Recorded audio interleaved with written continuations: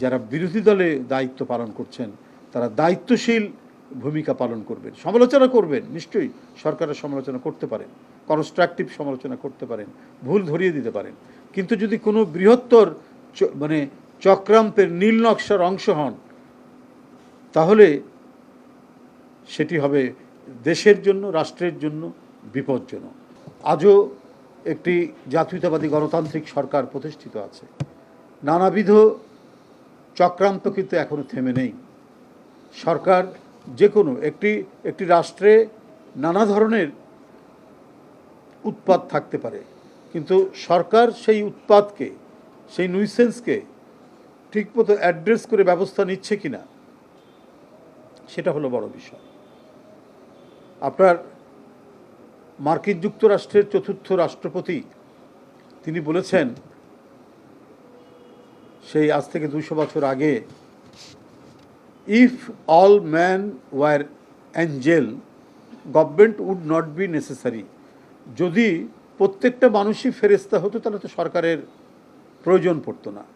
কিন্তু যেহেতু একটি রাষ্ট্র সমাজে প্রত্যেকটা মানুষ ফেরেশতা নয়, সেখানে কিছু অপরাধী থাকে, সেখানে আইন অমান্যকারী কিছু লোক থাকে, তো তাদের বিরুদ্ধে ব্যবস্থা গ্রহণ করে আইনের শাসন প্রতিষ্ঠা করাই তো একটি নির্বাচিত জবাবদিহিমূলক সরকারের প্রধান বৈশিষ্ট্য। সেই পদক্ষেপ, সেই দৃষ্টান্ত আপনারা প্রতিটি পদে পদে দেখেছেন যে বর্তমান নির্বাচিত প্রধানমন্ত্রী এবং সরকার যে কোনো ঘটনায় তিনি সেটিকে চিহ্নিত করে তার বিরুদ্ধে ব্যবস্থা গ্রহণের জন্য ব্যবস্থা নিয়েছেন। আপনারা রামিসার সেই নিপীড়নের মধ্যে দিয়ে হত্যার ঘটনা জানেন, কিভাবে তিনি সেখানে ছুটে গিয়েছেন, তাদেরকে সান্ত্বনা দিয়েছেন এবং অপরাধীকে আইনের আওতায় নিয়ে এসছেন এবং অতি দ্রুত বিচার আদালত সেটি করবে, নিশ্চিত করবে, এবং সেই বিশ্বাস আমাদের জনগণের প্রত্যেকেরই আছে।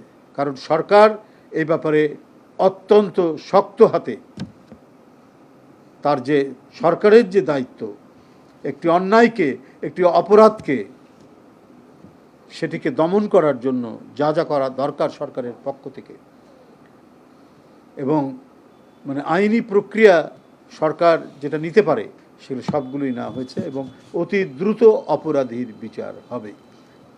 এবং এইরকম নানা ক্ষেত্রে, কি জাতীয় দুর্যোগ,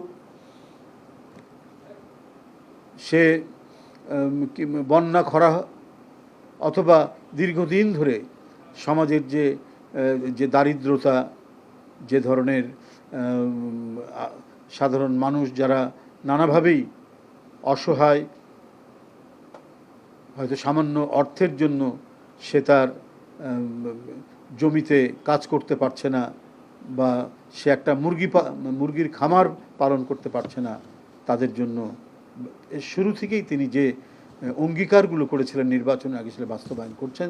তাদের মধ্যে আপনারা জানেন ফ্যামিলি কার্ড, কৃষি কার্ড এবং আরও বিভিন্ন কার্ড, হেলথ কার্ড, এগুলো শুরু হবে সামনে। ইতিমধ্যে এই দুটি কার্ড দেওয়া হয়েছে। কিসের জন্য?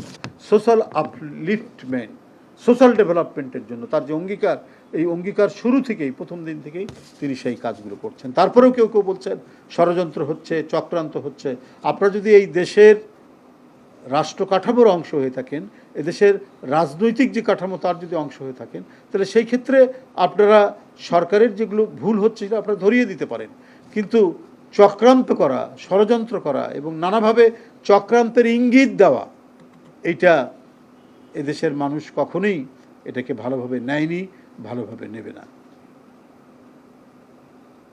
আমি আশা করি আজকে যারা সরকারে যারা রয়েছেন তারা তো আছেন, যারা বিরোধী দলে দায়িত্ব পালন করছেন তারা দায়িত্বশীল ভূমিকা পালন করবেন। সমালোচনা করবেন, নিশ্চয়ই সরকারের সমালোচনা করতে পারেন, কনস্ট্রাকটিভ সমালোচনা করতে পারেন, ভুল ধরিয়ে দিতে পারেন, কিন্তু যদি কোনো বৃহত্তর মানে চক্রান্তের নীল নকশার অংশ হন তাহলে সেটি হবে দেশের জন্য, রাষ্ট্রের জন্য বিপজ্জনক।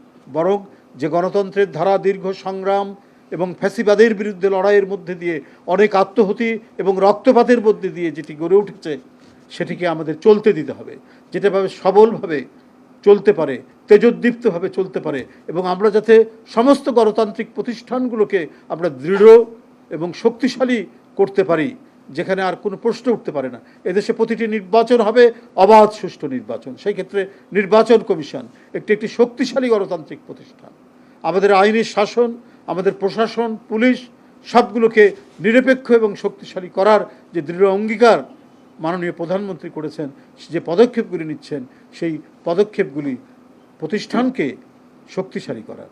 তো সুতরাং এই কাঠামোর মধ্যে থেকেই আমাদের সবাইকে কাজ করতে হবে, যাতে কেউ যাতে ভিকটিম না হতে পারে।